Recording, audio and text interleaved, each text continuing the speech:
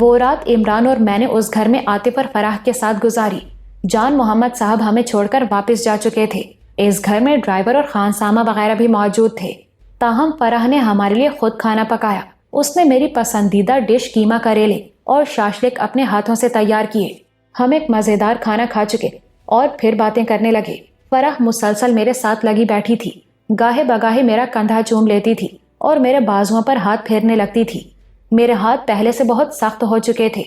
Martial art کی نہایت کرخت مشقوں نے ان پر چنڈیاں سی ڈال دی تھیں۔ وہ اپنی ملائم انگلیاں میرے ہاتھ کی پشت پر چلاتے ہوئے بولی، بھائی جان، آپ کے ہاتھ ایسے کیوں ہیں؟ اور آپ کے پاؤں بھی ایک دم کھردرے نظر آتے ہیں۔ برف باری کی وجہ سے، عمران نے جھٹ جواب دیا۔ سخت ٹھنڈ میں ایسا ہو جاتا ہے۔ لیکن آپ نے تو بتایا تھا کہ بانڈیل اسٹیٹ میدانی علاقہ ہے۔ فرح نے فوراً نکتہ اٹھایا۔ مگر وہاں کا موسم عجیب سا ہے۔ گرمیوں میں برف باری شروع ہو جاتی ہے، سردیوں میں ایک دم لو چلنے لگتی ہے، میں نے کہا۔ اور اس لو کی وجہ سے عمران کو سرسام ہو گیا تھا۔ اب یہ الٹی سیدھی باتیں کرتا ہے۔ فرح نے ہماری نوک جھونک کو نظر انداز کیا اور میرے ہاتھوں کا معائنہ جاری رکھا۔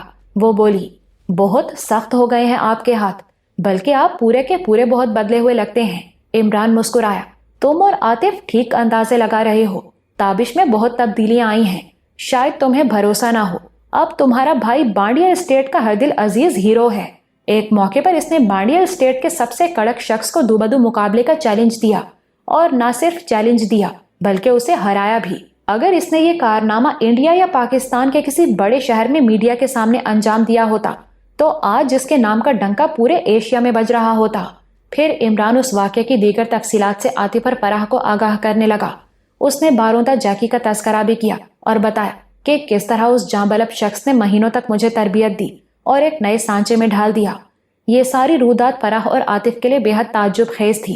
عمران سب کچھ تفصیل سے شاید اس لیے بھی بتا رہا تھا کہ وہ فرح اور عاطف میں حوصلہ جگانا چاہتا تھا، ان کو بتانا چاہتا تھا کہ بے شک انہیں بڑے بھائی کی 4 سالہ جدائی سہنا پڑی ہے، لیکن اب اس بھائی کی صورت میں انہیں ایک مضبوط اور ناقابل شکست سہارا میسر ہے۔ عاطف نے مجھ سے مخاطب ہوتے ہوئے کہا، بھائی جان، باروندہ جیکی کا نام تو کہیں میں نے بھی سنا ہوا ہے۔ وہ شروع میں ایکٹنگ وغیرہ کرتا تھا؟ شروع میں نہیں، میں نے کہا، وہ شروع سے ہی فائٹر تھا۔ ایکٹنگ وغیرہ میں تو اسے لوگوں نے بعد میں گھسیٹا، اور یقیناً اس نے دونوں میدانوں میں بڑا نام کمانا تھا، مگر وقت اور زندگی نے اس سے وفا نہ کی۔ آپ نے ہمیں ایک دردناک کہانی سنائی ہے، عاطف نے جیکی اور شکنتلا کی پوری رویداد سننے کے بعد کہا۔ عمران نے ٹھنڈی سانس لی۔ ایک اور دردناک کہانی بھی ہے، لیکن وہ پھر کبھی سہی۔ میرے دل پر گھونسا سا لگا۔ یقیناً عمران کا اشارہ سلطانہ والے اندوہناک واقعے کی طرف تھا۔ سلطانہ کا خیال آتے ہی بالو کی چھوٹی چھوٹی گول آنکھیں بھی میری نگاہوں میں گھومنے لگیں۔ فرح کے معصوم چہرے پر اندیشے سے تھے۔ وہ عمران سے مخاطب ہو کر بولی، بھائی، آپ کہہ رہے ہیں کہ جارج گورا بہت بڑا بدماش تھا، اس کے ساتھی اور رشتہ دار بھی ایسے ہی ہوں گے؟ سنا ہے کہ وہ لوگ ایسی دشمنیوں کو بھولتے نہیں، کہیں کوئی خطرہ تو نہیں؟ کس بات کا؟ وہ جارج گورا بھائی کے پیچھے یہاں آ جائے۔ عمران نے جارج گورا والی رویداد میں فرح اور عاطف کو یہ نہیں بتایا تھا کہ سامبر والے مقابلے میں جارج گورا کی انتڑیاں اکھاڑے میں بکھر گئی تھیں اور وہ ہلاک ہو گیا تھا۔ عمران نے فقط اس کے زخمی ہونے کا ذکر کیا تھا۔ فرح بیچاری کو کیا معلوم تھا کہ جارج گورا ہی نہیں اور کئی افراد بھی میرے ہاتھوں راہی عدم ہو چکے ہیں۔ اور تو اور قاسمیہ کی خونریز لڑائی کا نقشہ ہی ہم کھینچ دیتے تو فرح اور عاطف ہکا بکا رہ جاتے۔ اب وہ ساری باتیں خونچکا افسانے کی طرح لگتی تھیں۔ عمران نے فرح کے سوال کا جواب دیتے ہوئے کہا، ایسی کوئی بات نہیں بھائی، تابش اور جارج کے درمیان کوئی دنگا فساد نہیں ہوا تھا، وہ ایک مقابلہ تھا، اس کے لیے باقاعدہ شرطیں لکھی گئی تھیں اور مقابلے میں کسی کی بھی ہار جیت ہو جاتی ہے۔ ویسے بھی وہ باب اب بند ہو چکا ہے۔ اب بانڈیل اسٹیٹ میں بھی 14 اگست ہو چکا ہے۔ 14 اگست؟ فرح نے پوچھا۔ بھائی، یوم آزادی۔ گورے بوریا بستر سمیٹ کر بھاگ لیے ہیں وہاں سے۔ فرح اور عاطف ہم سے سوال کرتے رہے، ہم جواب دیتے رہے۔ وہ تعجب میں ڈوب کر سنتے رہے۔ یہ سب کچھ ان کے لیے کسی قدیم کہانی جیسا تھا۔ ہیٹر روشن تھا، ہم سب چائے پی رہے تھے اور کھڑکیوں سے باہر لاہور کی وسعت کو گہری دھند ڈھانپتی جا رہی تھی۔ ہم سب کچھ فرح اور عاطف کو نہیں بتا سکتے تھے۔ میں نے انہیں اپنی 4 سالہ طویل کہانی کے مختلف ٹکڑوں سے آگاہ کیا۔ میرا ڈیفینس کی کوٹھی میں سیڑھیوں سے گرنا، اپنے ہوش و حواس کھونا اور اسی حالت میں بانڈیل اسٹیٹ پہنچ جانا، میں نے سب کچھ فرح اور عاطف کو بتایا۔ وہ یہ سن کر حیرت کے سمندر میں ڈوب گئے کہ یہاں سے اوجھل ہونے کے بعد میں قریباً 2.5 سال تک اپنے ہوش و حواس میں ہی نہیں رہا، یعنی مجھے کچھ معلوم نہیں تھا کہ میں کہاں ہوں اور کون ہوں۔ میں نے بانڈیل اسٹیٹ کے حالات بھی ان دونوں کو بتائے، وہاں کی کہنہ رسمیں، وہاں کے تنازع، انگریزوں اور مقامی لوگوں کی کشمکش، وہاں کے فرسودہ عقیدے اور مار دھاڑ۔ میں نے بہت کچھ فرح اور عاطف کے گوش گزار کیا۔ وہ حیرت کے سمندر میں ڈوب ڈوب کر ابھرتے رہے۔ رات گئے گفتگو کا رخ ایک بار پھر ماں جی اور ثروت کی طرف چلا گیا۔ شروع میں پولیس نے ماں جی کی موت کو حادثہ قرار دیا تھا، مگر بعد ازاں عمران کی کوشش سے مقامی تھانے میں FIR درج ہوئی تھی۔ اس میں سیٹھ سراج، اس کے کارندے شیرے اور اکبر کے نام شامل تھے۔ تفتیش شروع ہوئی تھی تو سیٹھ سراج کے کئی اور جرائم بھی سامنے آئے، جن میں نوادرات کی ہیرا پھیری، ڈکیتی اور اغوا کے الزامات تھے۔ اس پر 3-4 اور پرچے کٹ گئے۔ پرچوں کی بھرمار اور عمران کے بڑھتے ہوئے خوف سے وہ ایک دم زیر زمین چلا گیا تھا۔ شیرا اور اس کے 2-4 قریبی ساتھی بھی روپوش ہو گئے تھے۔ اس سارے معاملے کا ایک اہم کردار سراج کا لفنڈر بیٹا واجد تھا۔ یہ واجد عرف واجی ہی تھا جس نے اس المناک کہانی کا آغاز کیا تھا۔ اس نے ایک چھوٹی سی بات سے مشتعل ہو کر ثروت کو اپنی غنڈہ گردی کا نشانہ بنایا تھا، اسے سڑک سے اٹھا کر لے گیا تھا، اور پھر دھیرے دھیرے بات کہاں سے کہاں پہنچ گئی تھی۔ واجی کے بارے میں عمران نے بتایا تھا کہ سیٹھ سراج نے روپوش ہونے سے پہلے ہی بیٹے کو بیرون ملک فرار کرا دیا تھا، وہ یورپ ہی کے کسی ملک میں تھا۔ میں نے فرح اور عاطف سے پوچھا، تم دونوں کے پاس ثروت کے بارے میں کیا اطلاع ہے؟ ثروت کے نام پر دونوں کے چہروں پر غم کی پرچھائیاں لہرا گئیں۔ فرح نے کہا، اس بارے میں بھی آپ کو عمران بھائی ہی کچھ بتا سکتے ہیں۔ یہ تو کچھ بھی نہیں بتاتا، بس یہی کہتا ہے کہ 1.5-2 سال تک وہ جرمنی میں تھی۔ یوسف نامی ایک لڑکے سے اس کی منگنی ہوئی تھی، شادی ہو چکی ہے یا نہیں اس بارے میں یہ کچھ نہیں بتاتا۔ مجھے معلوم ہی نہیں تو کیا بتاؤں، اب ہم آ گئے ہیں۔ جرمنی بھی ہم سے کون سا دور ہے، دیکھ لیتے ہیں کہ وہاں کیا حالات ہیں۔ عمران بولا، پتہ نہیں کیوں وہ جب بھی ثروت کے بارے میں بات کرتا تھا مجھے لگتا تھا کہ وہ کچھ چھپا رہا ہے۔ ہماری گفتگو کو اچانک بریک لگ گئے۔ عمران کے موبائل پر کال آ گئی تھی۔ یہ جان محمد صاحب کی کال تھی۔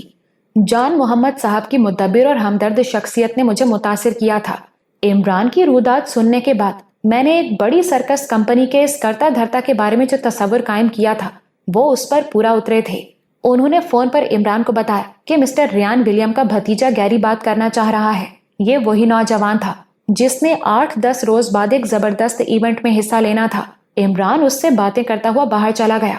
میں، فرح اور عاطف پھر اپنی گفتگو میں مصروف ہو گئے۔ فرح کی باتوں سے پتہ چل رہا تھا کہ اسے میرے ملنے کی بے انتہا خوشی بھی ہے، لیکن اس کے ساتھ ساتھ ایک فکر بھی گھیرتی جا رہی ہے۔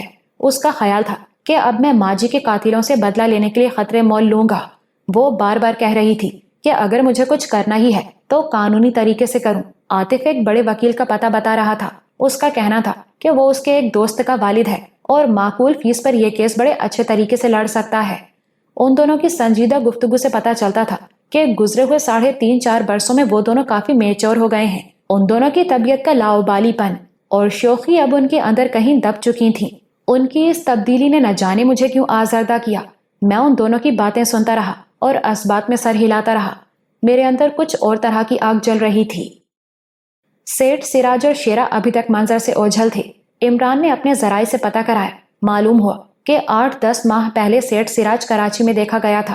وہاں اس نے ایک سیاسی شخصیت کے بیٹے کی شادی میں شرکت کی تھی۔ ایک خوبصورت تھائی خاتون بھی اس کے ساتھ تھی۔ قیافہ تھا کہ وہ تھائی لینڈ سے آیا تھا اور وہیں واپس چلا گیا تھا، لیکن یہ بھی ممکن تھا کہ اس نے پس پردہ رہ کر کراچی میں ہی اپنی جائز اور ناجائز سرگرمیاں جاری رکھی ہوئی ہوں۔ میرے اور عمران کے درمیان طے تھا کہ ہم جلد سے جلد سیٹھ سراج اور شیرے کا کھوج لگائیں گے، لیکن اس سے پہلے عمران کو وہ کام بھی سر انجام دینا تھا جس کے لیے مجھے اور اسے آنن فانن الہ آباد سے اٹھا کر یہاں لاہور پہنچا دیا گیا تھا۔ یہ سب کچھ عجیب ڈرامائی طریقے سے ہوا تھا۔ ہم وہیں پہنچے تھے جہاں ہمیں پہنچنا تھا، لیکن کسی اور ڈھنگ سے۔ پریشانی کی بات یہ تھی کہ اقبال، میڈم صفورہ اور بالو وغیرہ ابھی تک انڈیا میں ہی تھے۔ مسٹر ریان ولیم نے عمران سے وعدہ کیا تھا کہ ان پر کوئی آنچ نہیں آئے گی اور وہ جہاں بھی ہوئے انہیں جلد از جلد پاکستان پہنچانے کی کوشش کی جائے گی۔ اس سلسلے میں ریان ولیم نے اتر پردیش میں بہت سے مقامی لوگوں کو متحرک کر دیا تھا اور امید تھی کہ 2-4 دن کے اندر اس سلسلے میں کوئی اچھی خبر مل جائے گی۔ جہاں تک میرا اندازہ تھا عمران بھی اس حوالے سے لا تعلق نہیں تھا، وہ اپنے طور پر بھی کوشش کر رہا تھا۔ 28 تاریخ سر پر تھی۔ وہ دن قریب آ رہا تھا جب عمران کو ایک بڑی آزمائش سے گزرنا تھا۔ ریان ولیم نے عمران کو VIP مہمان کی حیثیت دے رکھی تھی۔ وہ اسی شاندار ولا میں رہ رہا تھا جہاں ہم لاہور پہنچتے ہی اترے تھے۔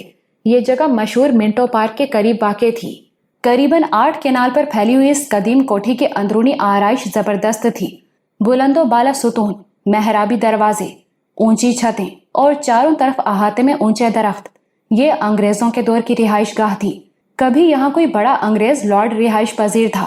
اس نے گرم دوپہریں گزارنے کے لیے کمروں کے اندر ہی چھوٹے چھوٹے حوض بنائے ہوئے تھے۔ پچھلے 2 روز سے میں بھی عمران کے ساتھ ہی تھا اور اس غیر معمولی مہمان نوازی کا تجربہ کر رہا تھا جو یہاں عمران کے حصے میں آئی تھی۔ یہ حد سے بڑھی ہوئی عزت افزائی کبھی کبھی عمران کو بھی پریشان کر دیتی تھی۔ 26 تاریخ کی شام کو چند نہایت خوشپوش افراد عمران سے ملنے کے لیے آئے۔ ان کے چہرے ہی بتا رہے تھے کہ وہ مال و دولت کے انبار پر بیٹھے ہوئے لوگ ہیں۔ ان میں سے 2 سفید فام تھے جن میں سے ایک کی ناک بالکل ٹماٹر کی طرح سرخ تھی۔ 2 جاپانی تھے، ایک عربی اور ایک کا تعلق ملائیشیا یا سنگاپور وغیرہ سے تھا۔ ان کی توجہ کا مرکز عمران ہی تھا۔ انہوں نے گھل مل کر عمران سے باتیں کی۔ ان کی دلچسپی ریوالور کے اس کھیل میں تھی جسے عمران کئی بار کامیابی سے کھیل چکا تھا۔ 1 6، 2 6 اور 3 6 کا کھیل۔ ان افراد میں سے کئی ایک کے دل میں یہ خواہش دبی ہوئی تھی کہ عمران منہ مانگے معاوضے پر انہیں اس کھیل کی کوئی جھلک دکھائے، مگر یہ خواہش کسی کی زبان پر نہیں آئی۔ وہ سب جانتے تھے کہ صرف 2 دن بعد عمران کو ایک بہت بڑے شو کا حصہ بننا ہے، ایک بہت بڑا انعامی گیم۔ اس گیم میں شمولیت کی خاطر پچھلے مہینوں میں عمران کو انڈیا اور پاکستان کے طول و عرض میں دیوانہ وار ڈھونڈا گیا تھا، اور اب ریان صاحب کی خوش قسمتی سے وہ یہاں موجود تھا۔ یہ لوگ واپس گئے تو عمران سر پکڑ کر بیٹھ گیا۔ کیا ہوا؟ میں نے پوچھا۔ یار میں تو پریشان ہو گیا ہوں، مجھے ضرورت سے زیادہ بانس پر چڑھا رہے ہیں یہ لوگ۔ اگر بے عزتی خراب ہو گئی پھر؟ جی چاہتا ہے کہیں بھاگ جاؤں۔ بھاگ جاؤ گے تو بے عزتی خراب نہیں ہوگی، چلو آنکھوں کے سامنے تو نہیں ہوگی۔ پیٹھ پیچھے تو بڑے بڑے لوگ بے عزت ہو جاتے ہیں، مگر تم تو میڈیا کے بندے ہو، تم تو بے عزتی کرنے والے طبقے سے ہو، بے عزتی کروانے کا تو کوئی تجربہ ہی نہیں ہے تمہیں۔ ہاں یہ بات تو تم ٹھیک کہہ رہے ہو، مجھے تو یہ بھی پتا نہیں کہ جب بے عزتی ہو رہی ہو تو کس طرح کا منہ بناتے ہیں، بے عزتی کے بعد کس طرح نیچے نیچے ہو کر کھسکتے ہیں، اور پھر کیسے دوبارہ سے ڈھیٹ بن کر دکھاتے ہیں۔ کیا تم اس سلسلے میں میری کچھ رہنمائی فرما سکتے ہو؟ میں مسکرایا۔ تم ہاتھ دھو کر اپنی بے عزتی کے پیچھے ہی کیوں پڑ گئے ہو سکتا ہے کہ واقعی تمہیں عزت مل جائے جس سے تم پیدائشی طور پر محروم ہو۔ یار صرف 3 سوالوں کے درست جواب اور ایک بہت بھاری رقم ریان ولیم کے اکاؤنٹ میں، اس میں سے کچھ نہ کچھ تو تمہیں بھی ملے گا، میں اس میں سے آدھا تمہیں دے دوں گا، لیکن شرط یہ ہے کہ اگر بے عزتی ہوئی تو پھر آدھی تم کراؤ گے۔ 10 دھکے پڑے تو 5 تمہارے 5 میرے، 20 کلمہ ہائے لعنت و پھٹکار سننے پڑے تو 8 میرے 12 تمہارے۔ بھئی یہ لعنتوں کے کھاتے میں ڈنڈی کیوں مار رہے ہو؟ میں نے پوچھا۔ مجھے پتا تھا کہ تم یہ سوال ضرور کرو گے، تمہارے ان سوالوں کی وجہ سے ہی میرا دماغ پلپلا ہوا ہے۔ اب جو ناکامی بھی حصے میں آئے گی اس پلپلے دماغ کی وجہ سے ہی آئے گی، تمہیں اس کی سزا تو ملنی چاہیے۔ سزا تو مل رہی ہے مجھے، رات دن تمہارے ساتھ رہ رہا ہوں، تو ٹھیک ہے چلے جاؤ، میں نے تمہیں پکڑ رکھا ہے۔ میں واقعی اٹھ کھڑا ہوا۔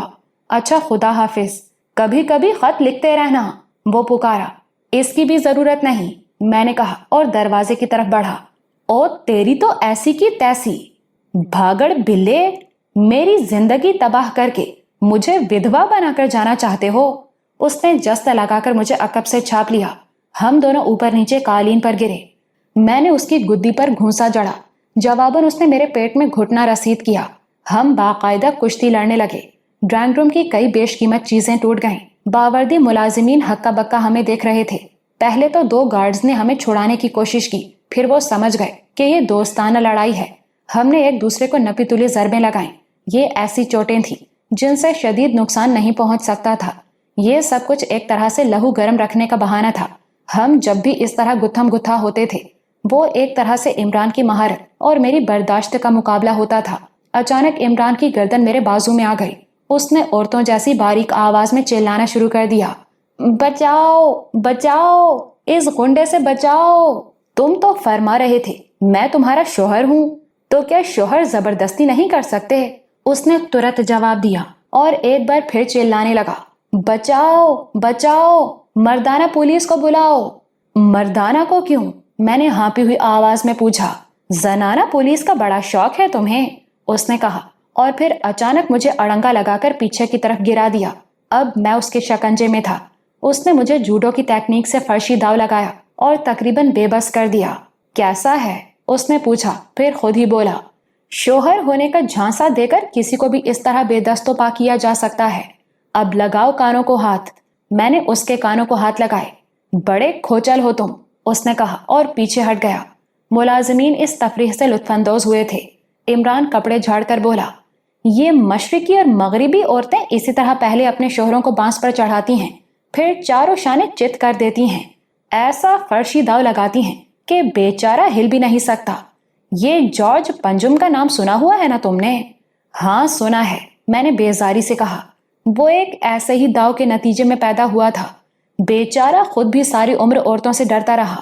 ایک محتاط اندازے کے مطابق صرف 3-4 منٹ کی دھینگا مشتی میں ہم نے اس کمرے میں 1,00,000-1,50,000 کا نقصان تو کر ہی دیا تھا۔ 2 نہایت قیمتی گلدان، ایک امپورٹڈ ٹیلی فون سیٹ اور شیشے کی ایک بڑی تپائی چکنا چور ہو گئے تھے۔ اسی دوران میں جان محمد صاحب اور مسٹر ریان ولیم بھی آن وارد ہوئے۔ شاندار ڈرائنگ روم کی حالت دیکھ کر وہ دنگ رہ گئے۔ پھر ان کی نگاہیں ہمارے حلیے پر پڑیں۔ وہ سمجھ گئے کہ یہاں دھینگا مشتی ہوئی ہے۔ کیا ہوا عمران؟ ولیم صاحب نے پریشان ہو کر کہا۔ میں تھوڑی سی مشق کر رہا تھا، مار کھانے کی۔ کیا مطلب؟ وہ مسکرایا۔ اگر میں آپ کی توقعات پر پورا نہیں اتر سکا تو مجھے پتا ہے جان انکل نے میری بڑی درگت بنانی ہے۔ تم بہادر آدمی ہو، تمہیں منفی انداز میں نہیں سوچنا چاہیے، ریان ولیم نے کہا۔ اس کے علاوہ میں نہیں سمجھتا کہ جان صاحب تمہارے ساتھ کسی طرح کا برا سلوک کر سکتے ہیں۔ یہ تو تمہارے بہت بڑے مداح ہیں۔ مداح ہی درگت بھی بناتے ہیں جناب۔ آپ نے کرکٹرز کی شامت آتے نہیں دیکھی؟ تم دلچسپ آدمی ہو عمران، ولیم مسکرایا۔ شکریہ جناب، مگر اس ٹوٹ پھوٹ کا مجھے واقعی افسوس ہے، ایسا نہیں ہونا چاہیے تھا۔ تم ہمارے قابل قدر مہمان ہو اور اس مقابلے کے بعد بھی رہو گے۔ رہی نقصان کی بات تو اس سے 10 گنا بھی ہو جاتا تو پرواہ نہیں۔ اس کے بعد سنجیدہ گفتگو شروع ہوئی۔ ولیم اور جان محمد صاحب نے عمران کو تفصیل سے آگاہ کیا کہ یہ کھیل کس طرح ہوگا، رول کیا ہیں اور کھیل کی ٹائمنگ وغیرہ کس طرح ہوگی۔ انہوں نے بتایا کہ امریکہ، جنوبی امریکہ، جاپان، انڈیا اور یورپ کے کئی ممالک میں یہ گرینڈ شو مخصوص ٹی وی چینلز پر دکھایا جائے گا۔ موقع پر بھی کافی لوگ موجود ہوں گے۔ ان میں سے زیادہ تر کا تعلق کیسینو کے کاروبار سے ہوگا۔ عمران نے پوچھا، جناب ایک بات سمجھ میں نہیں آئی، امریکہ یا یورپ کے کسی بڑے شہر میں ہونے کے بجائے یہ شو پاکستان میں ہو رہا ہے اور لاہور میں ہو رہا ہے؟ یہ اچھا سوال کیا ہے تم نے، ولیم صاحب نے کہا۔ دراصل اس شو کے لیے شہر کے انتخاب کا طریقہ دلچسپ ہے۔ قرعہ اندازی سے 5 شہر منتخب کیے جاتے ہیں۔ یہ دنیا کے کسی بھی حصے میں ہو سکتے ہیں۔ بعد ازاں ان 5 شہروں کے بارے میں فیزیبلٹی رپورٹ تیار ہوتی ہے اور ایک کمیٹی ان میں سے ایک شہر کا انتخاب کثرت رائے سے کر لیتی ہے۔ اس دفعہ 5 شہروں کی لسٹ میں سے صرف 2 ہی نمایاں شہر تھے، کولمبو اور لاہور، لہٰذا لاہور کا انتخاب ہو گیا۔ یہ شو کس جگہ منعقد ہوگا؟ میں نے پوچھا۔ اس کو ابھی راز ہی رہنے دیا جائے تو اچھا ہے، فربا اندام ریان ولیم نے مسکرا کر کہا۔ مسکراتے ہوئے اس کے گالوں کا گوشت اوپر کی طرف سفر کرتا تھا اور اس کی آنکھوں کو مزید چھوٹا کر دیتا تھا۔ شام 7 بجے کے قریب ہمیں سیکیورٹی گارڈز نے اپنے ساتھ چلنے کے لیے کہا۔ یہ بڑے چاقو چوبند، تربیت یافتہ اور شائستہ تھے، نہایت معتبر سیکیورٹی ایجنسی سے تعلق رکھتے تھے۔ ایک بار پھر بڑی معذرت کے ساتھ ہماری آنکھوں پر سیاہ پٹی باندھی گئی اور ہمیں ایک بڑی اسٹیشن وین میں بٹھا دیا گیا۔ جان صاحب نے ہمیں اس صورتحال کے بارے میں پہلے ہی مطلع کر دیا تھا۔ لاہور کے مختلف سڑکوں پر سفر کرنے کے بعد ہم ایک نسبتاً کشادہ علاقے میں نکل آئے۔ آوازوں کے ذریعے شہر کی گہما گہمی ہم تک پہنچ رہی تھی۔ ہم ایک خاص ایونٹ میں شرکت کے لیے جا رہے تھے۔ اس ایونٹ کے حوالے سے کئی طرح کا تجسس ذہن میں موجود تھا۔ ایونٹ میں حصہ لینے والے گیری گرانٹ کے حوالے سے عمران کو جو معلومات حاصل ہوئی تھیں، ان کے مطابق گیری ریان ولیم کا سگا بھتیجا نہیں تھا، ایک سفید پوش گھرانے سے تعلق رکھتا تھا اور یہ پڑھی لکھی فیملی تھی۔ اس انعامی مقابلے کے حوالے سے ریان ولیم کی نظر انتخاب گیری پر پڑی تھی۔ عمران کی معلومات کے مطابق گیری جلدی بیماری برس میں بھی مبتلا تھا۔ قریباً 15 منٹ کے مزید سفر کے بعد ہم ایک زمین دوست پارکنگ لاٹ میں رک گئے۔ ہماری آنکھوں پر اب بھی پٹیاں تھیں۔ ہمیں کسی نیم گرم کوریڈور سے گزار کر ایک وسیع جگہ پہنچایا گیا۔ اندازہ ہوا کہ یہاں کافی لوگ موجود ہیں۔ ہماری آنکھوں سے پٹیاں ہٹائی گئیں۔ ہم نے خود کو ایک آرام دہ کیبن میں پایا۔ یہاں صوفے تھے، میز پر سافٹ ڈرنکس اور وسکی وغیرہ موجود تھیں۔ ایک طرف 2 فون سیٹ بھی پڑے تھے، ایک سرخ ایک سبز۔ کیبن میں سامنے کی طرف تقریباً 8 ضرب 12 فٹ کا شیشہ لگا ہوا تھا۔ ہم نے ایک نیچی چھت والا گول ہال دیکھا۔ اس جدید ہال کے چاروں طرف آرام دہ نشستوں پر 200-250 کے قریب افراد موجود تھے۔ یہ سب ایلیٹ کلاس کے خوشپوش لوگ تھے۔ 2 درجن کے قریب خواتین بھی ان میں شامل تھیں۔ ان میں ہر رنگ کے افراد نظر آتے تھے، جاپانی، یورپین، مشرق وسطیٰ کے باشندے اور رشین وغیرہ۔ اس گول ہال کے بیچوں بیچ شیشے کا ایک شاندار چیمبر تھا۔ یہ چیمبر بھی گولائی میں تھا اور اس کے اندر 2 نشستیں موجود تھیں۔ اس چیمبر کی اونچائی ہال کے فرش سے 8-10 فٹ زیادہ تھی۔ اس گول چیمبر کی لائٹنگ اس طرح سے کی گئی تھی کہ یہ ایک جاذب نظر روشنی میں ڈوبا ہوا نظر آتا تھا۔ چیمبر کے اندر ایک ایسا اسکور بورڈ تھا جسے چاروں طرف سے بآسانی دیکھا جا سکتا تھا۔ ہمارے کیبن میں جان محمد صاحب پہلے سے موجود تھے۔ عمران نے پوچھا، جان انکل، آپ کو بھی پٹی باندھ کر لایا گیا ہے؟ انہوں نے اسبات میں سر ہلایا۔ میرا خیال ہے کہ یہاں موجود سارے تماشائی اسی طرح لائے گئے ہیں۔ وجہ؟ عمران نے پوچھا۔ وجہ تو یہی لوگ بتا سکتے ہیں، اور وہ بتائیں گے نہیں، جان محمد صاحب نے کہا۔ موقع پر موجود لوگوں کا جوش و خروش دیدنی تھا۔ ایک عجیب سی سنسنی نے ہر شخص کو اپنے حصار میں لیا ہوا تھا۔ جدید قسم کے ٹی وی کیمرے ان تمام مناظر کی کوریج کر رہے تھے، تاہم ان کیمروں کو اس طرح انسٹال کیا گیا تھا کہ وہ منظر کی مجموعی دلکشی پر اثر انداز نہیں ہوتے تھے۔ موسیقی کی دھنیں دلوں کو گرما رہی تھیں۔ اسی دوران میں فربا اندام ریان ولیم اور اس کے 2 خوشپوش دوست بھی کیبن میں آ گئے اور نشستوں پر بیٹھ گئے۔ ان میں ٹماٹر کی ناک والا 40-42 سالہ شخص بھی تھا۔ اور پھر فل لائٹس کے ساتھ شو کا آغاز ہو گیا۔ ایک لمبا تڑنگا خوش لباس سفید فام شیشے کے چیمبر میں داخل ہوا اور ہال تالیوں سے گونج اٹھا۔ جان صاحب نے سرگوشی میں بتایا، یہ مشہور امریکی چینل CNN کا ایک سابق ہوسٹ ہے۔ ہاں، شکل کچھ پہچانی ہوئی لگ رہی ہے، عمران نے کہا۔ امریکن کمپیئر اپنی خوبصورت پارٹدار آواز میں بولا، خواتین و حضرات، آخر انتظار کی گھڑیاں ختم ہوئیں۔ ہم اس شو کا آغاز کرتے ہیں جس کے لیے آپ کی نگاہیں اور سماعتیں قریباً 8 ماہ سے منتظر تھیں۔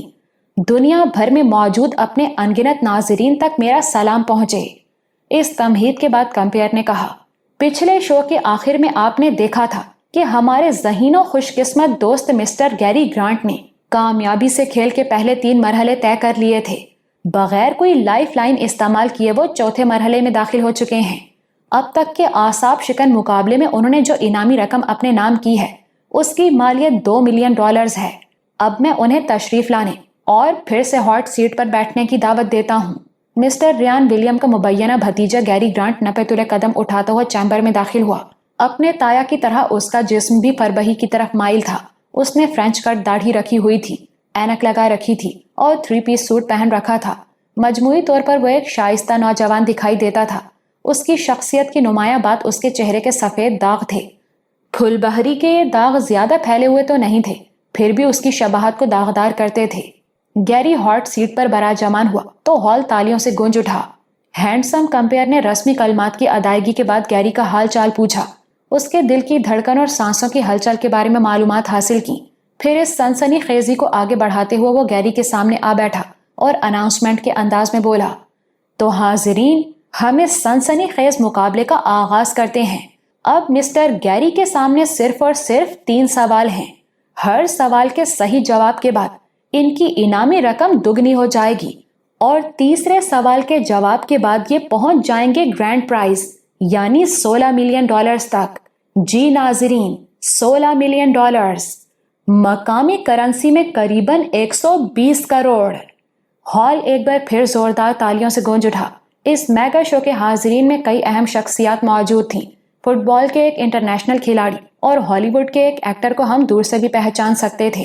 کمپیئر نے اپنی بات مکمل کرتے ہوئے کہا، لیکن اگر کھیل کے کسی بھی مرحلے میں مسٹر گیری کو سوال مشکل محسوس ہو اور انہیں جواب دینے میں خطرہ نظر آئے تو وہ اس کھیل کو چھوڑ سکتے ہیں۔ ایسی صورت میں وہ جیتی ہوئی رقم کے حقدار ہوں گے، لیکن اگر وہ غلطی سے غلط جواب دے بیٹھے تو پھر انہیں اکتفا کرنا ہوگا ابتدائی انعامی رقم یعنی صرف $65,000 پر، اور یہی اس کھیل کی ساری خوبصورتی ہے۔ ہال میں ایک بار پھر تالیاں گونجی۔ کچھ دیر بعد کھیل کے اس اہم مرحلے کا پہلا سوال اسکرین پر نمودار ہوا۔ سوال کچھ یوں تھا، نیلا رومال ایک معروف فن پارے کا نام ہے، اس کا تعلق دوسری جنگ عظیم سے ہے۔ یہ فن پارہ کیا ہے؟ Option number 1 novel, option number 2 painting, option number 3 گیت، آپشن نمبر 4 فلم، ہال میں سناٹا چھا گیا۔ ہر نگاہ 25-26 سالہ گیری پر مرکوز تھی۔ اس کا اترا ہوا چہرہ صاف بتا رہا تھا کہ اس مشکل مرحلے کا پہلا سوال ہی اس کی سمجھ سے باہر کا نکلا ہے۔ اس نے خشک لبوں پر زبان پھیری اور دائیں بائیں دیکھنے لگا۔ کیبن میں ہمارے ساتھ بیٹھے ہوئے فربا اندام ریان ولیم اور اس کے دونوں دوستوں کے چہروں پر بھی اضطراب صاف نظر آ رہا تھا۔ ان دونوں دوستوں میں سے ایک تو وہی ٹماٹر کی ناک والا غسیلا سا شخص تھا، دوسرا کوئی پروفیسر ٹائپ نظر آتا تھا۔ عمران نے میرے کان میں سرگوشی کی۔ لگتا ہے سر منڈواتے ہی اولے پڑ گئے ہیں۔ جی مسٹر گیری، کمپیئر کی پارٹدار آواز گونجی۔ آپ کے ذہن میں کیا جواب آ رہا ہے؟ آپ اگر چاہیں تو بلند آواز میں بھی سوچ سکتے ہیں۔ یہ سب کچھ ہمارے لیے دلچسپ ہوگا۔ گیری ایک بار پھر پریشان انداز میں مسکرایا۔ اس نے ہاٹ سیٹ پر پہلو بدلا اور اپنی فرینچ کٹ داڑھی سہلاتے ہوئے بولا، خاصا مشکل سوال ہے۔ انعام بھی تو بہت بڑا ہے مسٹر گیری۔ آپ کا انعام دگنا ہونے جا رہا ہے، $2 ملین سے $4 ملین۔ آپ کے پاس 4 آپشنز ہیں۔ آپ کی تینوں لائف لائنز آپ کے پاس محفوظ ہیں۔ آپ اچھی پوزیشن میں ہیں۔ آپ اپنا وقت لیں اور تحمل سے غور کریں۔ آپ کے ذہن میں کیا آ رہا ہے؟ گیری ذرا ہکلاتے ہوئے بولا، نیلا رومال۔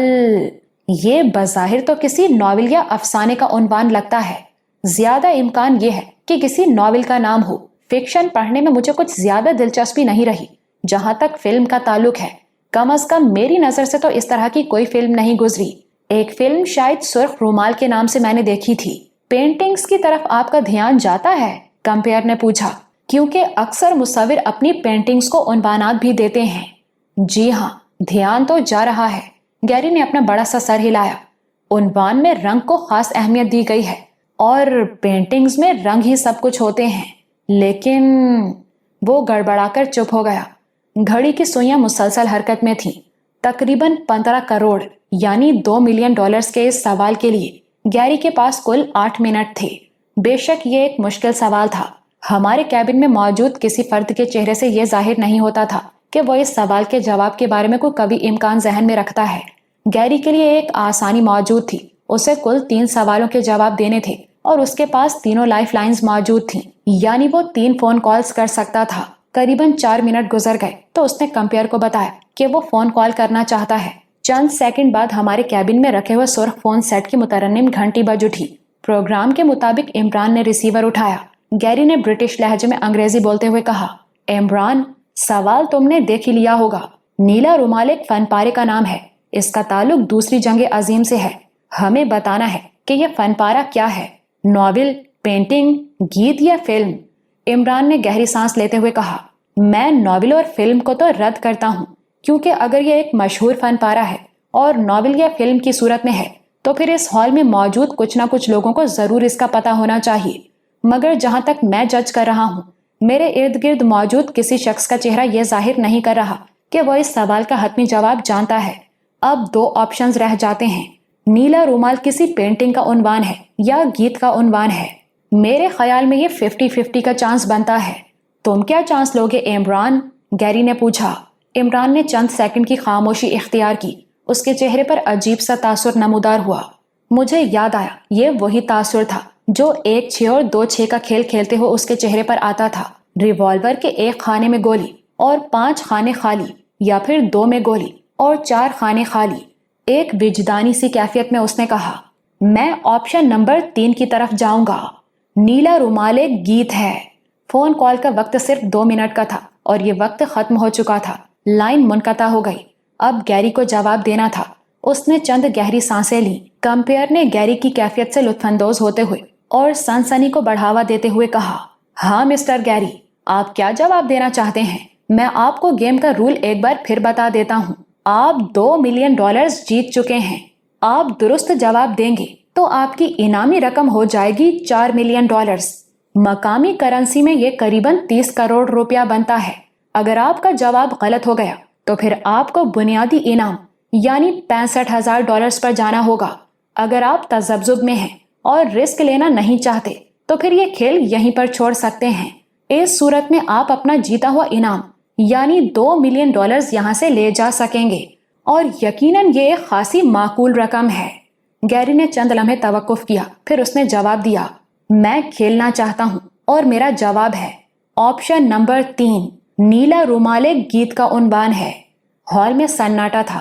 کمپیئر نے سسپینس کو بڑھاتے ہوئے کہا، تو آپ کیا چاہتے ہیں؟ آپ کے جواب کو سیو کر لیا جائے؟ جی ہاں، کمپیئر نے اناؤنسمنٹ کے انداز میں کہا، مسٹر گیری کے جواب کو محفوظ کیا جائے۔ Option number 3۔ الیکٹرانک اسکرین پر آپشن نمبر 3 سیو ہو گیا۔ ہال میں مکمل خاموشی تھی۔ دل تیزی سے دھڑک رہے تھے۔ کمپیئر جان بوجھ کر وقفے کو طول دے رہا تھا۔ اس کی نگاہیں نوجوان گیری کی اضطرابی کیفیت کا جائزہ لے رہی تھیں۔ پھر اس نے اپنے سامنے رکھے لیپ ٹاپ پر نگاہ ڈالی اور اٹھ کھڑا ہوا اور ڈرامائی انداز میں بولا، مسٹر گیری، $4 ملین۔ آپ کا جواب درست ہے۔ ہال تالیوں سے گونج اٹھا۔ بہت سے لوگ کھڑے ہو گئے۔ ریان ولیم بھی جوش کے عالم میں اپنی نشست سے اٹھا اور اس نے عمران کو گلے لگایا۔ مجھے یقین ہے تمہاری خوشبختی ضرور اپنا زور مارے گی۔ گیری بھی شیشے کے چیمبر میں اپنی جگہ سے کھڑا ہو گیا اور اس نے ناظرین کے پرجوش رد عمل کا جواب دیا، پھر اپنے تایا اور عمران وغیرہ کی طرف دیکھ کر ہاتھ ہلایا۔ کمپیئر نے تفصیل بتاتے ہوئے کہا، نیلا رومال ایک گیت ہے۔ دوسری جنگ عظیم میں یہ گیت روس میں بہت مقبول ہوا تھا اور آج بھی یہ گایا جاتا ہے۔ لوگ اسے سن کر روتے تھے اور دل ہی دل میں گنگناتے تھے۔ یہ ایک ایسے سپاہی کا واقعہ ہے جو لڑائی پر روانہ ہوتے ہوئے اپنی محبوبہ کو ایک نیلا رومال کا تحفہ دیتا ہے اور کہتا ہے کہ وہ اسے یاد رکھے۔ وہ لڑکی برسوں اس رومال کو سینے سے لگائے رکھتی ہے اور اس خوبصورت چمکیلے دن کی منتظر رہتی ہے جب اس کا محبوب واپس آئے گا، مگر وہ نہیں آتا، وہ کبھی نہیں آتا، وہ مر چکا ہے۔ کمپیئر نے $4 ملین کا چیک گیری کو دیا اور بولا، مسٹر گیری، یہ کافی بڑی رقم ہے۔ اب آپ اس کے مالک ہیں اور ابھی امید ہے کہ آپ کی ملکیت میں اضافہ ہوگا۔ آپ اس خطیر رقم کو کس طرح استعمال کرنا چاہیں گے؟ گیری کچھ کھویا کھویا نظر آیا۔ تب اس نے اپنے بالوں میں انگلیاں چلائیں اور بولا، جیسا کہ میں نے آپ کو بتایا ہے، مجھے یہ ظاہر کرنے میں کوئی عار نہیں کہ میں عالی جناب ریان ولیم صاحب کا ایک دور کا رشتہ دار ہوں اور میری مالی حیثیت انکل ریان ولیم سے کہیں کم ہے۔ یہ انکل کی عنایت ہے کہ انہوں نے اس انعامی رقم کا کچھ پورشن مجھے دینے کا وعدہ کیا ہے اور مجھے اس قابل سمجھا کہ میں ان کی طرف سے اس میگا ایونٹ میں حصہ لوں۔ آپ دیکھ ہی رہے ہیں کہ میں برس میں مبتلا ہوں۔ میری ایک بہن بھی برس کی مریضہ تھی۔ اس نے محبت میں ناکامی کے بعد زیادہ مقدار میں ٹرینکولائزر لے کر اپنی جان دے دی تھی۔ خیر، یہ تو اب ماضی کا قصہ ہے۔ اگر میں ایک بڑی رقم حاصل کرنے میں کامیاب ہو جاتا ہوں تو میں آسٹریا میں اپنا علاج کراؤں گا اور اس کے علاوہ برس کے علاج پر تحقیق کرنے والے عالمی ادارے کو ڈونیشن دوں گا۔ ٹھیک ہے، خدا آپ کو اپنے ارادے میں کامیاب کرے۔ اب ہم آتے ہیں اس اہم ترین مرحلے کے دوسرے سوال کی طرف۔ کیا آپ تیار ہیں؟ کمپیئر نے پوچھا۔ جی، میں تیار ہوں، گیری نے جواب دیا اور ہاٹ سیٹ پر پہلو بدلا۔ کمپیئر بولا، ایک ہوسٹ اور کمپیئر ہونے کی حیثیت سے میں آپ کو مشورہ دوں گا کہ آپ جواب دینے سے پہلے اپنا پورا وقت لیں۔ $4 ملین کافی بڑی رقم ہے۔ اگر کسی مرحلے پر آپ کو محسوس ہو کہ آپ ایک بہت رسکی جواب دینے جا رہے ہیں تو آپ گیم چھوڑ دیں۔ گیری نے خشک ہونٹوں پر زبان پھیر کر اسبات میں سر ہلایا۔ کمپیئر نے کہا، لیجئے ناظرین، اس مرحلے کا دوسرا سوال آپ کے سامنے اسکرین پر آ رہا ہے۔ اس سوال کا درست جواب ہمارے دوست مسٹر گیری گرانٹ کی انعامی رقم کو ڈبل کرے گا، یعنی وہ $4 ملین سے $8 ملین ہو جائے گی۔ سوال یہ ہے، سوال اسکرین پر نمودار ہوا۔ کمپیئر نے پڑھ کر سنایا، 9 اگست 1945 وہ المناک تاریخی دن ہے جب امریکن بمبار جہاز نے جاپانی شہر ناگاساکی پر ایٹم بم گرایا، لیکن اصل میں یہ بم ایک اور شہر پر گرایا جانا تھا۔ اس شہر کا نام کیا ہے؟ Option number 1 Hiroshima, option number 2 Yokohama, option number 3 Osaka, option number 4 Kokura. Hall میں ایک بار پھر سناٹا چھا گیا۔ یہ ایک اور مشکل سوال آ گیا تھا۔ ناگاساکی کا نام تو ہر کوئی جانتا تھا، لیکن وہ شہر کون سا تھا جس پر اصل میں ایٹم بم گرائے جانے کا امریکی پروگرام تھا؟ اس بار گیری گرانٹ کے چہرے پر ہلکی سی کرن نظر آ رہی تھی۔ لگتا تھا کہ وہ مکمل طور پر اندھیرے میں نہیں ہے۔ اس نے ہاٹ سیٹ پر پہلو بدلا اور ایک بار پھر سوال کو نہایت توجہ سے پڑھا۔ تناؤ کی کیفیت ناظرین میں بڑھتی جا رہی تھی۔ جی جناب، مسٹر گیری گرانٹ، آپ کیا سوچ رہے ہیں؟ کیا ذہن میں کچھ آ رہا ہے؟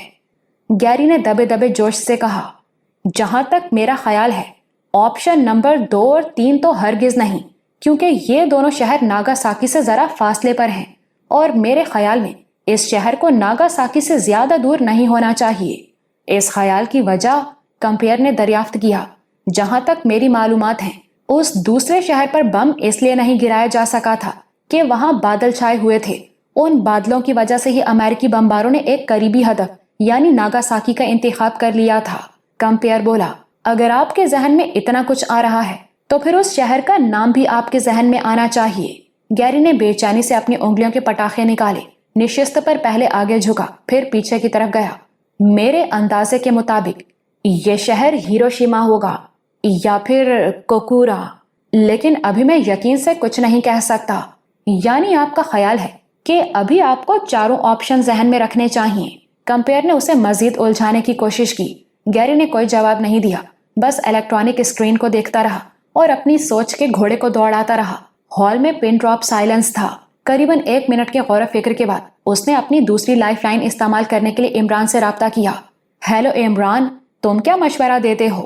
عمران نے کہا، میرے ذہن میں بھی وہی کچھ آ رہا ہے جو تمہارے ذہن میں آ رہا ہے۔ آپشن نمبر 1 یا آپشن نمبر 4 اور تھوڑا بہت آپشن نمبر 2 بھی۔ تو پھر کیا کیا جائے؟ میرا خیال ہے کہ آپشن 1 اور آپشن 4 پر ہی توجہ رکھنی چاہیے، عمران نے کہا، اور پھر کیبن میں موجود باقی افراد کی طرف دیکھا۔ مجھ سمیت کیبن میں کوئی بھی ایسا نہیں تھا جو اس مشکل سوال کے حوالے سے عمران اور گیری کی کوئی مدد کر سکتا۔ مسٹر ریان ولیم نے اپنے بھاری بھرکم کندھے اچکا کر اپنی لا علمی اور بے بسی کا اظہار کیا۔ ان کے دونوں دوستوں کے تاثرات بھی یہی تھے۔ کمپیئر کی آواز گونجی، ہاں مسٹر گیری، آپ کے پاس وقت کم ہو رہا ہے۔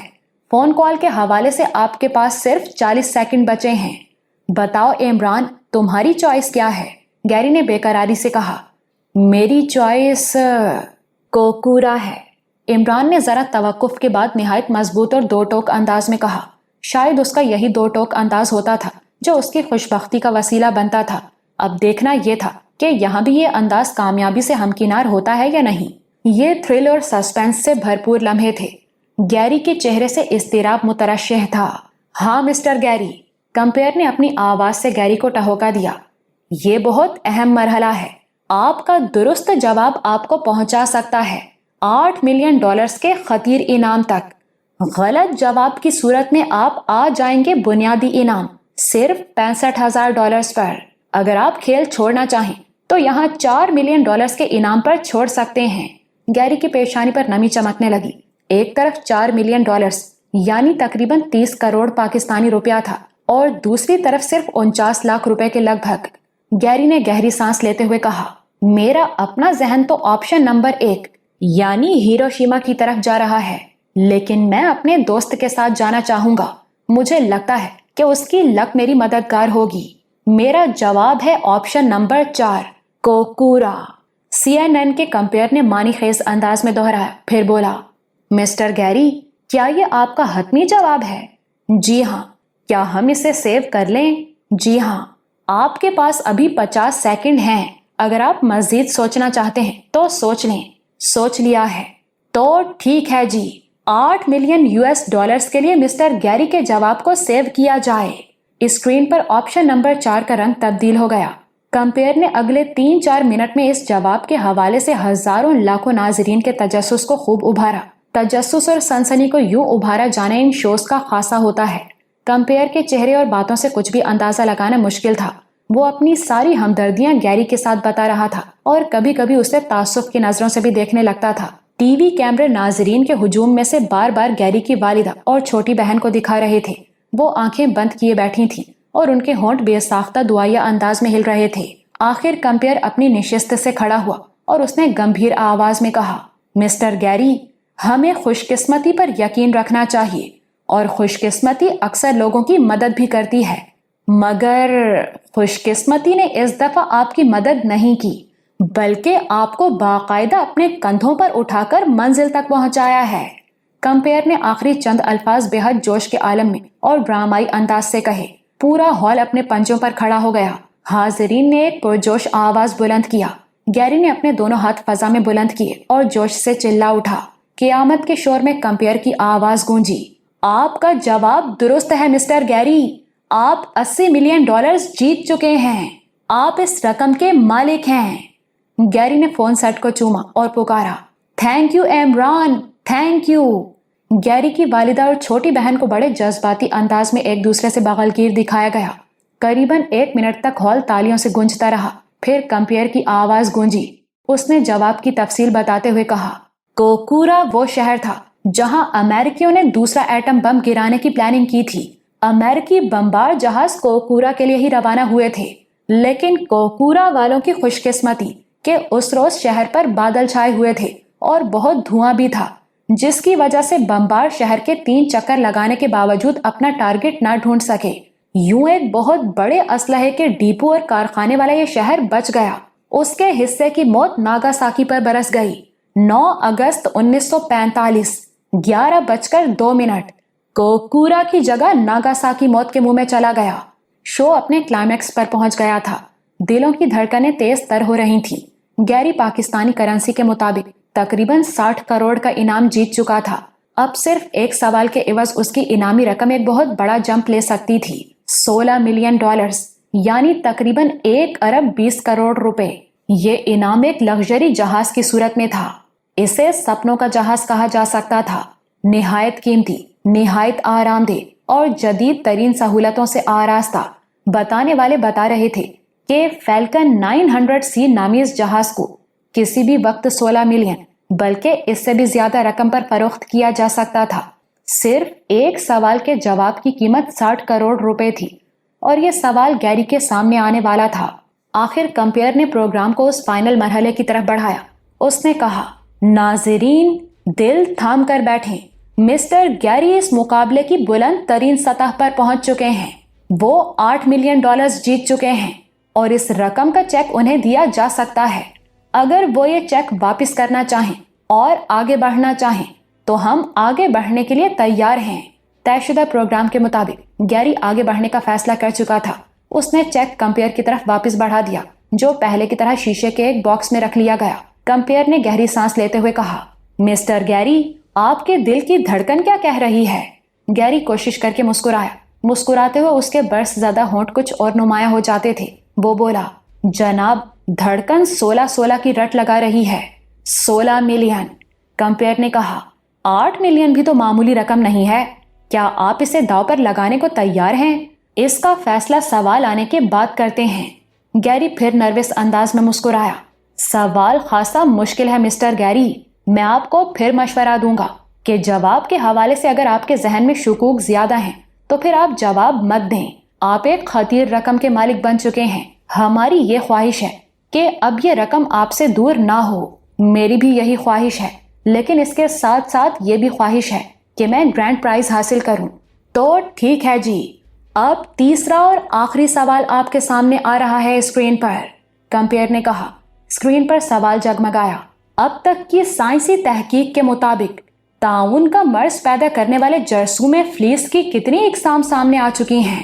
1000، 1400، 2400 یا پھر 850؟ اسکرین پر سوال پڑھنے کے بعد گیری کا چہرہ دھواں دھواں ہو گیا۔ یہ ایک نہایت مشکل سوال تھا، یا شاید یہ ترتیب ہی اس لیے دیا گیا تھا کہ اس کا جواب دیتے ہوئے صرف اور صرف اندازے سے کام لیا جا سکے۔ یعنی اس سوال کے حوالے سے یہ سراسر قسمت کا کھیل بن گیا تھا۔ بس ایک تکا لگایا جانا تھا، اور یہ تکا کامیاب بھی ہو سکتا تھا اور ناکام بھی۔ کمپیئر نے متجسس نظروں سے گیری کے برس زدہ چہرے کو دیکھا۔ جی مسٹر گیری، $16 ملین کا سوال آپ کی خدمت میں پیش کیا جا چکا ہے۔ آپ کے ذہن میں کیا آ رہا ہے؟ یہ بہت کٹھن سوال ہے۔ گیری پھیکے انداز میں مسکرایا۔ انعام بھی تو بہت بڑا ہے۔ آپ اپنے ذہن کو سوال پر مرکوز کریں اور پھر یہ بھی سوچیں کہ یہاں کوئی 10، 15 یا 20 آپشن نہیں ہیں، صرف 4 آپشن ہیں، اور ان میں سے ایک درست ہے۔ گیری کی پیشانی پر پسینہ چمکنے لگا۔ یقیناً وہ آگے بڑھنا چاہتا تھا۔ ایک سوال کے بدلے میں اس کی انعامی رقم تقریباً 60 کروڑ سے قریباً 120 کروڑ ہونے والی تھی۔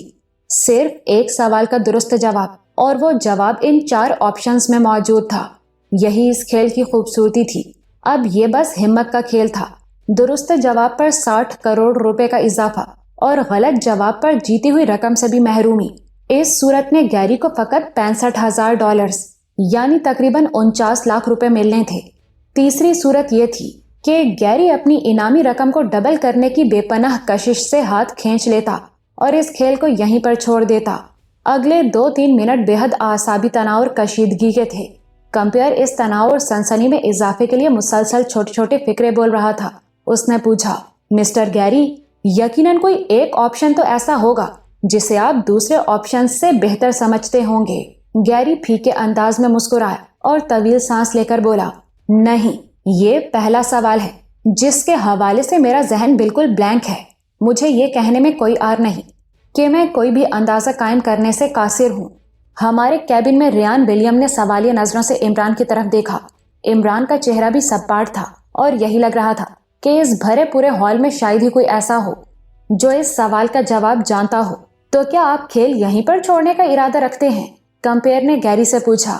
جی، میں کوئی بھی فیصلہ کرنے سے پہلے اپنی آخری لائف لائن استعمال کروں گا، گیری نے پیشانی سے پسینہ پہنچتے ہوئے کہا۔ مسٹر گیری کے دوست کو فون لگایا جائے، کمپیئر نے آرڈر جاری کیا، پھر ذرا توقف سے بولا، اور ہم امید کرتے ہیں کہ گیری کا یہ دوست ان کے لیے پہلے کی طرح بختاور ثابت ہوگا۔ چند سیکنڈ بعد ہمارے کیبن میں رکھے فون کی گھنٹی بجی۔ عمران نے ریسیور اٹھایا۔ گیری نے کہا، ہیلو عمران ڈیئر، تمہارا کیا مشورہ ہے؟ عمران نے کہا، اس سوال کے حوالے سے میری پوزیشن بھی وہی ہے جو تمہاری ہے اور شاید اس ہال میں موجود تمام لوگوں کی ہے۔ اب یہ سراسر قیافے اور لک کا کھیل بن گیا ہے۔ یہ 50 کا نہیں، 75 اور 25 کا رسک ہے۔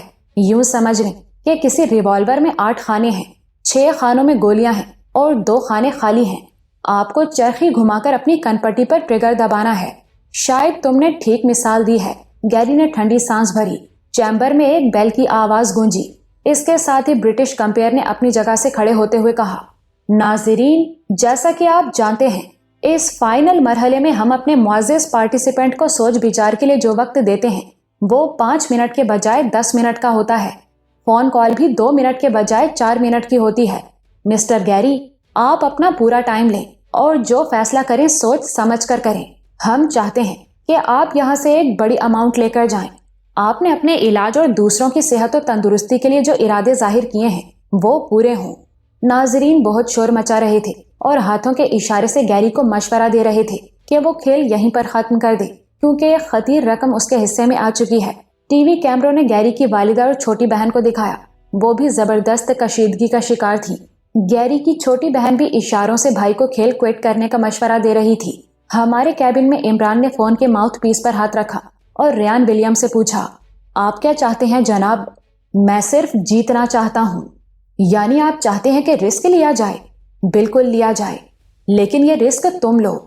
میں آپ کو پھر بتا دوں، یہ بالکل ایسے ہی ہے جیسے ریوالور کے 6 خانوں میں گولیاں ہوں اور صرف 2 خانے خالی ہوں۔ میں نے زندگی میں کبھی خانے نہیں گنے مسٹر عمران۔ میں یہ داؤ کھیلنا چاہتا ہوں اور تمہارے ذریعے کھیلنا چاہتا ہوں۔ آپ کا فیصلہ حتمی ہے؟ ہاں، حتمی ہے، ریان ولیم نے ٹھوس آواز میں کہا۔ تخت یا تختہ؟ عمران کچھ دیر تک خالی خالی نظروں سے فون سیٹ کو گھورتا رہا، پھر اس نے ماؤتھ پیس سے ہاتھ ہٹایا اور ٹھہری ہوئی آواز میں بولا، گیری، میری رائے میں آپشن نمبر 2۔ چند سیکنڈ کے بعد فون کال کا وقت ختم ہو گیا۔ اب سب کچھ گیری گرانٹ پر تھا۔ کمپیئر نے اپنی پاٹدار آواز میں کہا، جی مسٹر گیری، آپ جواب دیجئے۔ اب تک کی سائنسی تحقیق کے مطابق طاعون کا مرض پیدا کرنے والے جرثومے فلیس کی کتنی اقسام سامنے آ چکی ہیں؟ 1000، 1400، 2300 یا پھر 850؟ گیری خاموش رہا۔ اتنے بڑے چیلنج کے سامنے وہ سکتہ زدہ نظر آ رہا تھا۔ کمپیئر نے دہرایا، جی مسٹر گیری، آپ کے پاس وقت کم ہو رہا ہے۔ آپ کے درست جواب کا مطلب ہے $16 ملین سے زیادہ مالیت کا بے مثال لگژری طیارہ، ایک سپنوں کا جہاز۔ آپ کے غلط جواب کا مطلب ہے قریباً $8 ملین سے محرومی۔ آپ اب بھی کھیل چھوڑ سکتے ہیں۔ گیری نے آخری بار ہمارے کیبن کی طرف دیکھا۔ ریان ولیم نے اپنا بڑا سا سر اس بات میں ہلایا۔ گیری نے پھنسی پھنسی آواز میں کہا، میں آپشن نمبر 2 کے ساتھ جانا چاہوں گا، 1400۔ ہال میں ایک بار پھر سناٹا چھا گیا۔ سب نگاہیں شیشے کے گول چیمبر پر اور الیکٹرانک اسکرین پر مرکوز تھیں۔ کمپیئر سنسنی خیز نظروں سے کبھی گیری کی طرف اور کبھی اپنے لیپ ٹاپ کی طرف دیکھ رہا تھا۔ اس نے کہا، مسٹر گیری، ابھی آپ کا جواب سیو نہیں کیا گیا۔ کوئز شو کی تاریخ کے اس سب سے بڑے شو میں میں آپ کو ایک موقع اور دیتا ہوں، اگر اب بھی آپ اپنا جواب بدلنا چاہیں تو بدل سکتے ہیں۔ گیری نے متوحش نظروں سے کمپیئر کو دیکھا، پھر ہمارے کیبن کی طرف نگاہ دوڑائی۔ عمران خاموش تھا اور ریان ولیم بھی۔ ریان ولیم کے دونوں دوست بھی یکسر خاموش تھے۔ ایسے شوز میں کمپیئرز اور ہوسٹ اپنے کھلاڑی کو اس طرح کی آفرز دیتے ہیں۔ ان آفرز کا مطلب کھلاڑی کے اعصاب ٹیسٹ کرنے کے سوا اور کچھ نہیں ہوتا۔ یہ آفر کبھی سود مند ہوتی ہے اور کبھی نقصان دہ۔ ریان ولیم نے گیری کی طرف دیکھا، پھر کھڑے ہو کر ایک بار پھر اپنا سر اسبات میں ہلایا۔ مطلب یہی تھا کہ وہ جواب دے اور آپشن نمبر 2 کے ساتھ رہے۔ گیری نے حتمی لہجے میں کہا، میرا جواب آپشن نمبر 2 ہی ہے۔ آپشن نمبر 2 کو سیو کر لیا گیا۔ سینوں کی دھڑکنیں نکاروں کی طرح گونج رہی تھیں۔ ہر نگاہ الیکٹرانک اسکرین پر تھی۔ اگر جواب درست ہوتا تو اسکرین پر سبز رنگ نمودار ہونا تھا، دوسری صورت میں سرخ رنگ۔ شاید کوئی بھی نگاہ سرخ رنگ دیکھنا نہیں چاہتی تھی۔ ان فیصلہ کن گھڑیوں میں یہ سرخ رنگ خوف کی علامت بن گیا تھا۔ سبز رنگ خوشی اور جوش سے منسلک ہو گیا تھا۔ ہال میں پن ڈراپ خاموشی تھی۔ گیری آنکھیں بند کیے بیٹھا تھا اور پھر ایک زوردار چھناکے کی آواز آئی۔ اس خاص قسم کے چھناکے کے ساتھ ہی الیکٹرانک اسکرین پر سرخ رنگ ابھرا۔ وقت کی گردش جیسے تھم گئی۔ گیری کا جواب غلط ہو چکا تھا۔ ٹی وی کیمروں نے بار بار چہروں کے رد عمل دکھائے۔ گیری سکتہ زدہ بیٹھا تھا۔ اس کی والدہ اور بہن نے اپنے سر گھٹنوں میں دے رکھے تھے۔ کمپیئر خاموش تھا۔ ریان ولیم خاموش تھا۔ 200 سے زیادہ ناظرین خاموش تھے اور کچھ صدا ہائے تعصب بلند کر رہے تھے۔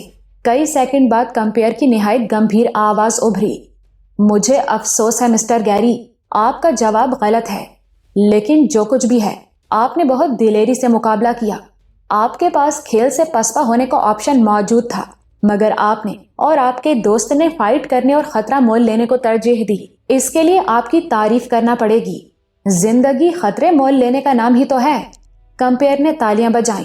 آڈینس نے بھی مرے مرے انداز میں اس کا ساتھ دیا۔ جو جواب اسکرین پر آیا وہ آپشن نمبر 3 تھا، یعنی 2400۔ کمپیئر نے قاعدے کے مطابق جواب کی تفصیل بتاتے ہوئے کہا، سائنسی تحقیق کی تازہ رپورٹ کے مطابق طاعون کے جرثومے کی کم و بیش 2400 اقسام سامنے آ چکی ہیں، تاہم ان میں سے صرف 120 اقسام ایسی ہیں جو طاعون کا جرثومہ انسان میں منتقل کر سکتی ہیں۔ ان 120 اقسام میں سے تقریباً 20-22 قسمیں ایسی ہیں جو چوہوں کے ذریعے طاعون کے پھیلاؤ کا باعث بنتی ہیں۔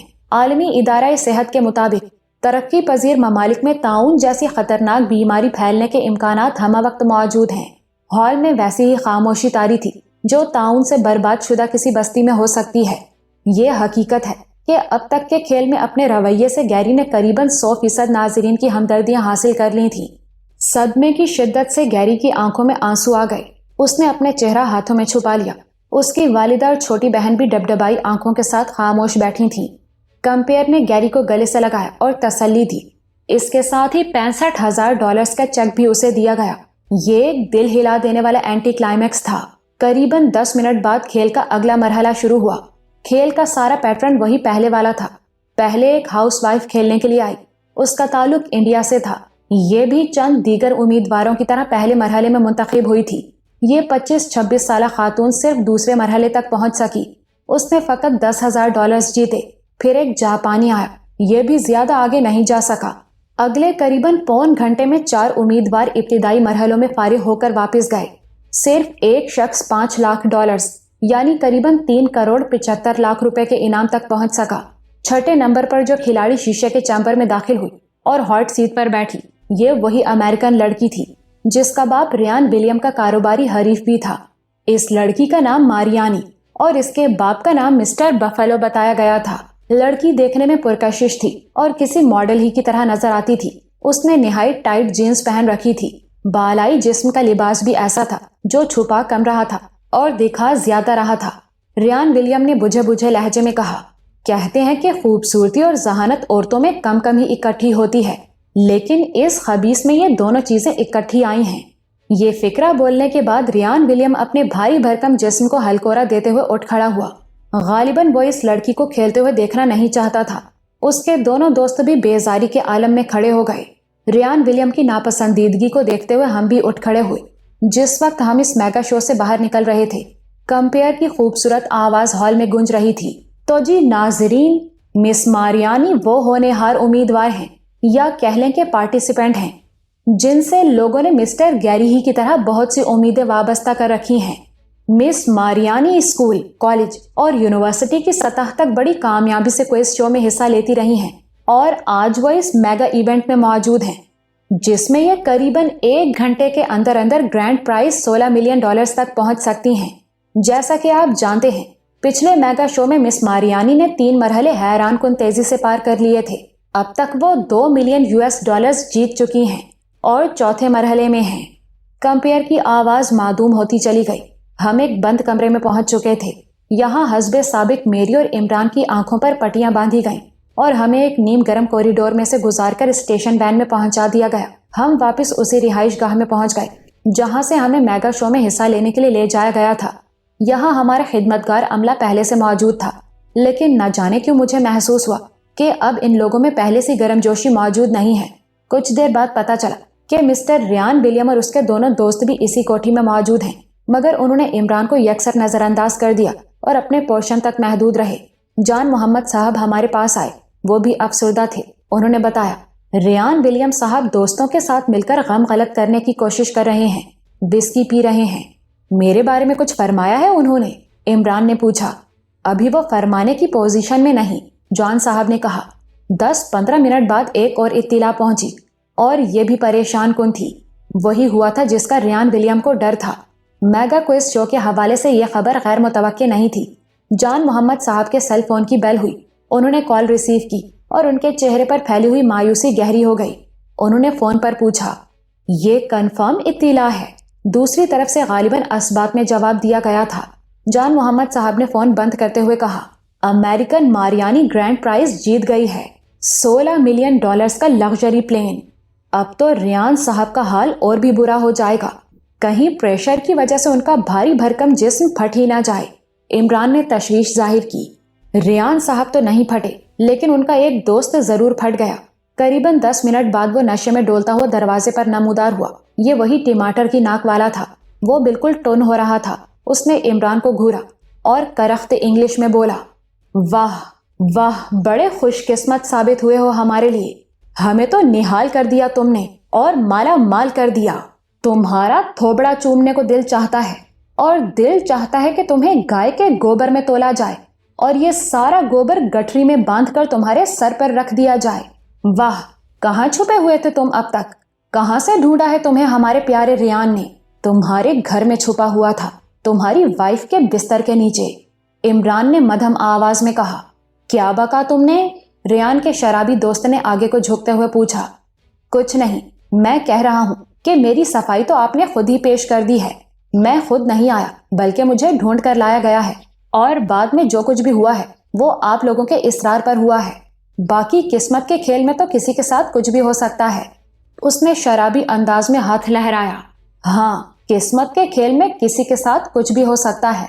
अब अगर मैं तुम्हें कोई चीज उठाकर मारता हूँ तो तुम्हें लग सकती है और नहीं भी लग सकती। किस्मत का खेल ही है ना। इसके साथ ही उसने पत्थर का एक छोटा गुलदान उठाया और ताकत से इमरान के सर को निशाना बनाया। इमरान ने झुककर खुद को गुलदान की ज़र्ब से बचाया। गुलदान उड़ता हुआ एक कदादम आईने से टकराया और उसे चकनाचूर कर गया। वाकई किस्मत का खेल है। टमाटर की नाक वाले ने सर ऊपर नीचे हिलाया। इस शीशे की किस्मत में मौत लिखी थी। कितना कीमती शीशा था। मेड इन फ्रांस, उसने कहा और तासुफ अंगेज अंदाज में झुककर शीशे का एक टुकड़ा उठाया। ये टुकड़ा इमरान के कदमों के पास पड़ा था। उसके बाद जो कुछ हुआ वो बहुत बर्क रफ्तार था। उस शख्स ने आईने के एक बड़े टुकड़े से यकायक इमरान की रानों को निशाना बनाया। ये इतना गैर मुतवक्के हमला था कि इमरान की जगह कोई और होता तो खुद को बचा ना सकता। फिर भी नुकीला टुकड़ा उसकी नाफ के करीब लकीर डालता हुआ निकल गया। टुन हमला आवर सख्त इश्तियाल में था। शायद वो मजीद हमले करता, मगर इमरान ने उसकी कलाई दबोच ली। फिर उसके सीने पर पांव रखकर ताकत से धक्का दिया। वो उड़ता हुआ सा दीवार से टकराया और एक 6 फुट ऊंचे आराइशी लैंप पर गिरकर उसे चकनाचूर कर गया। लैंप की रोशन ट्यूबलाइट एक छोटे से धमाके से चकनाचूर हो गई। इमरान ने टमाटर की नाक वाले की फरबा गर्दन अपने आहिनी बाजू में जकड़ ली और टूट जाने वाले लैंप का इलेक्ट्रिक तार अपने हाथ में पकड़ लिया। इम्कान था कि इस तार में अभी तक करंट दौड़ रहा होगा। इमरान ने तार के नंगे सिरे हमलावर के चेहरे के करीब किए। उसकी आंखें खौफ से फैल गईं। ताहम उसकी चर्बीदार गर्दन पर इमरान की गिरफ्त इतनी मजबूत थी कि उसका बालाई धड़ बस मचल कर रह गया। عمران الیکٹرک تار اس کے چہرے کے بالکل قریب لے گیا، پھر فلم شعلے کے گبر سنگھ کی نقل اتارتے ہوئے بولا، ہم کو کچھ پتا نہیں ٹھاکر کہ اس میں کرنٹ ہے یا نہیں، ہم کو کچھ پتا نہیں، یہ سارا قسمت کا کھیل ہے۔ اگر کرنٹ نہیں ہوا تو تمہیں زندگی مل جائے گی، اگر ہوا تو پھر ناک کی طرح تمہارا باقی کا تھوبڑا بھی بندر کی پیٹھ جیسا ہو جائے گا۔ سرخ ناک والے حملہ آور کو اب اندازہ ہو رہا تھا کہ وہ کس آفت میں آ گیا ہے۔ نہایت زوردار اور جسیم ہونے کے باوجود وہ اپنے بالائی جسم کو حرکت تک نہیں دے سکتا تھا۔ اس کا نشہ یقیناً حرن ہو چکا تھا۔ یہی وقت تھا جب ریان ولیم اپنے پہاڑ جیسے جسم کے ساتھ تیزی سے اندر داخل ہوا۔ یہ کیا ہو رہا ہے؟ ریان چنگھاڑا۔ عمران نے چند لمحے توقف کیا، پھر حملہ آور کی گردن چھوڑ دی۔ وہ بری طرح کھانستا اور ابکائیاں لیتا ہوا گھٹنوں کے بل بیٹھ گیا۔ اتنے میں مسلح گارڈز بھی اندر داخل ہو گئے۔ وہ خطرناک ارادوں سے عمران کی طرف بڑھے، مگر ریان ولیم نے گرج کر انہیں روک دیا۔ اس کے اشارے پر دو گارڈز ابکائیاں لیتے اور گالیاں بکتے ہوئے سرخ ناک والے کی طرف متوجہ ہوئے اور اسے سنبھالتے ہوئے باہر لے گئے۔ وہ بری طرح ڈول رہا تھا۔ ریان ولیم نے خشمگین نظروں سے عمران کو گھورا اور بولا، یہ کیا حماقت ہے؟ تمہیں پتا ہے کہ اس کا نتیجہ کیا نکل سکتا تھا؟ میں نے کچھ نہیں کیا جناب، اور میرے خیال میں آپ کے معزز دوست نے بھی کچھ نہیں کیا۔ یہ سب کچھ نشے کی زیادتی کی وجہ سے ہوا ہے، انہوں نے زیادہ پی رکھی تھی۔ عمران کے اس ڈپلومیٹک جواب نے ریان ولیم کا تیش قدرے کم کیا۔ وہ کچھ دیر عمران کو گھورتا رہا، پھر کچھ کہے بغیر باہر نکل گیا۔ اس کے چلنے کا انداز اور اس کا لب و لہجہ دونوں بتا رہے تھے کہ وہ خود بھی کافی سے زیادہ پیے ہوئے ہے۔ ناکامی کا افسوس تو یقیناً سب کو ہوا تھا، اور ماریانی کی کامیابی بھی یقیناً ریان اور اس کے ساتھیوں کو بہت کھٹکی تھی، مگر اپنے جذبات کا ایسا بھونڈا اظہار سراسر غلط تھا۔ یہ تو اچھا ہوا کہ ریان ولیم بر وقت آ گیا، ورنہ بات بہت بڑھ سکتی تھی۔